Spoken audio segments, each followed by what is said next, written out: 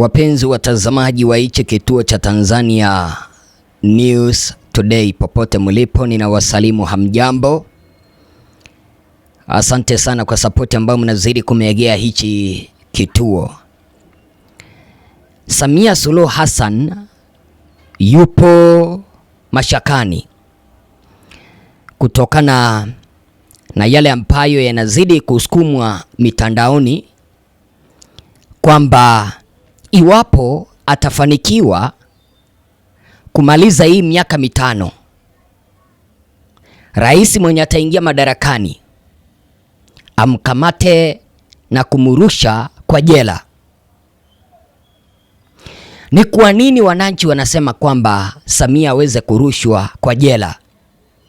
Nitakuelezea kwa mantiki hiyo hiyo, au nitakuelezea kwa marefu na mapana.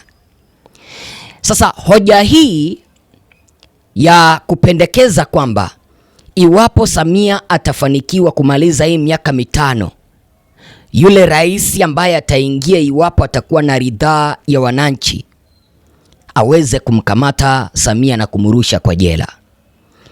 Kitendo hicho au pendekezo hilo limekuja saa chache siku ya Ijumaa tarehe 12 Juni mwaka 2026 baada ya kuripotiwa kwamba aliyekuwa rais wa South Korea, ukipenda Korea ya Kusini, kufungwa kwa jela kwa miaka 30. Yaani Watanzania wameweza kupendekeza Samia afungwe jela iwapo atafanikiwa kutoka, ama atafanikiwa kumaliza hii miaka mitano, hata asimalize afungwe jela, baada ya aliyekuwa rais wa Korea Kusini kurushwa kwa jela kutumikia kifungo cha miaka 30. Huyu rais wa Korea alifanya nini? Kwa kiduchu tu, wacha niweze kukupea historia, ndiposa tuingie ni kitu gani ambacho kimeweza kusukuma wananchi wanapendekeza Samia arushwe korokoroni.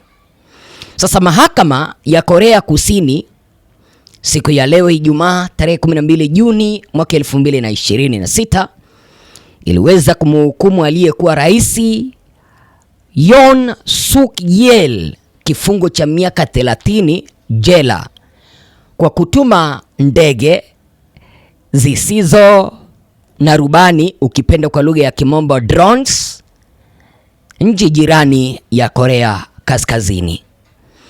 Sasa waendesha mashtaka walidai kwamba Yoon aliamuru operesheni hiyo mnamo Oktoba mwaka 2024 kwa lengo la kuichokoza Korea Kaskazini na kuunda sababu ya kutangaza sheria ya kijeshi, hatua ambayo baadaye ilishindwa mwishoni mwa mwaka huo.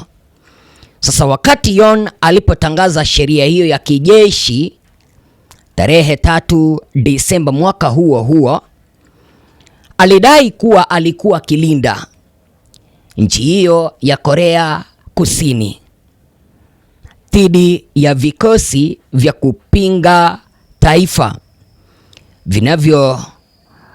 vinavyoiunga mkono Korea Kaskazini. Hata hivyo, baadaye ilibainika kuwa alichochewa na matatizo ya kisiasa ya ndani na akaondoa amri hiyo baada ya kukabiliwa na maandamano makali makubwa ya wananchi. Yoon mwenye ameweza kuhukumiwa jela miaka 30 aliondolewa madarakani kupitia mchakato wa impeachment na kwa sasa anatumikia kifungo gerezani baada ya kuhukumiwa kwa kosa la uasi kutokana na jaribio lake lililoshindikana la kutangaza sheria ya kijeshi.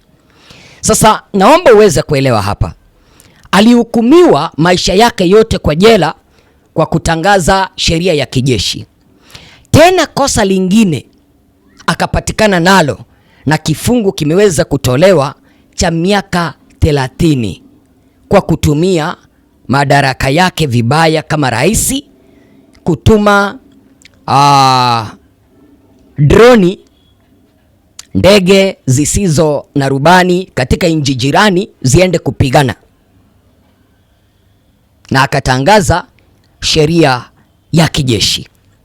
Unaona, ukiangalia vizuri, huyu Rais Yon alikuwa dikteta kama rais wetu Samia. Alikuwa anajitakia mema, na kitu ambacho kilikuwa ama kilichosababisha mpaka akatangaza sheria ya kijeshi ni kwa sababu za siasa. Aliondolewa madarakani through impeachment, wabunge walimuondoa through impeachment. Sasa amerushwa kwa jela. Sasa swali langu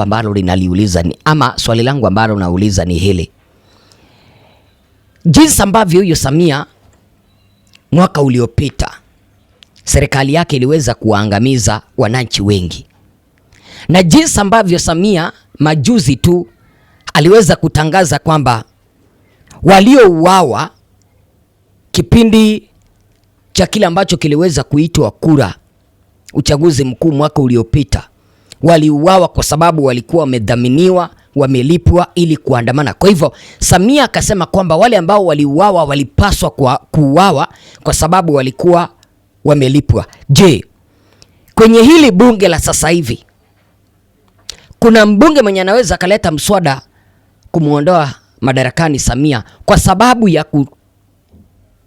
kutoa kauli kwamba wale ambao waliuawa walikuwa wanapaswa kuuawa?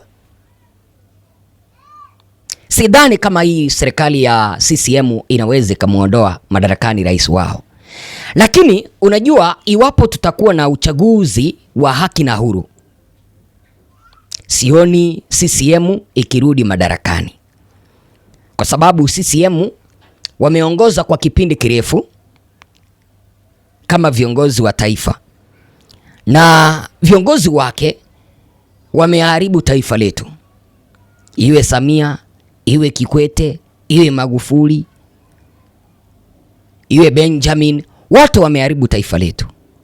Kumaanisha CCM hata kiongozi yeyote mwenye ataingia madarakani kupitia kwa chama cha CCM bado ataendeleza ule upuzi ambao viongozi wote wa CCM wamekuwa wakiendeleza, upuzi wa kunyanyasa wananchi. Na ndio maana wananchi wameweza kusema hivi: endapo kiongozi atachaguliwa kama rais mwaka 2030, kipindi ambapo Samia atatoka madarakani, au kwa miujiza aweza kuondolewa jinsi ambavyo Nicolas Maduro wa Venezuela aliweza kuondolewa, wananchi wanapendekeza kwamba jinsi ambavyo rais huyu wa Korea Kusini ameweza kufungwa jela, Samia naye afungwe jela. Kwa nini wanapendekeza kwamba Samia arushwe korokoroni iwapo atamaliza kipindi chake cha uongozi? Ni kwa sababu aliweza kutumia madaraka yake vibaya alipokuwa rais mwaka 2025, akaamuru vikosi vya usalama kuwaangamiza wananchi zaidi ya 10,000. Hayo ni matumizi mabaya ya mamlaka. Jinsi ambavyo huyu aliyekuwa rais wa Korea Kusini Bwana Yoon alitumia madaraka yake vibaya, akatangaza sheria ya kijeshi. Sijui kama unanielewa mpaka hapo. Kwa hivyo wananchi wanasema kwamba yale maisha ambayo yaliweza kupotezwa kipindi cha kura 2025, iwapo rais mwenye na wajali wananchi ataingia madarakani, aweze kumrusha Samia korokoroni kwa uasi wa demokrasia na kutumia madaraka yake vibaya kuwaangamiza wananchi. Sasa mtazamaji wangu, mimi sina mengi. Swali langu ambalo nauliza ni hili: iwapo Samia ataondoka madarakani through impeachment au kupitia kwa njia ya kura mwaka 2030, unapendekeza aende jela jinsi ambavyo nimeona wananchi wa Korea Kusini wanapiga sherehe baada ya huyo rais wao wa zamani kurushwa korokoroni. Wazo lako ni lipi? Naomba niweze kupata mchango wako hapa chini. Unapendekeza Samia aende jela? Kwa sababu nimeona kauli nyingi mitandaoni zinapendekeza kwamba Samia aende jela.